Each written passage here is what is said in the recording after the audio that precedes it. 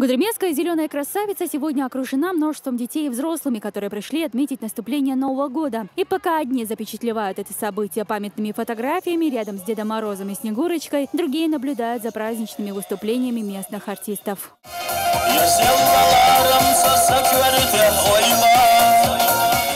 Впрочем, самые юные участники новогодней ночи получили долгожданные сладости. Подарки от главы республики раздали детям, инвалидам, сиротам, ребятам из малообеспеченных семей и другим гостям новогодней елки. Их получили более 700 человек.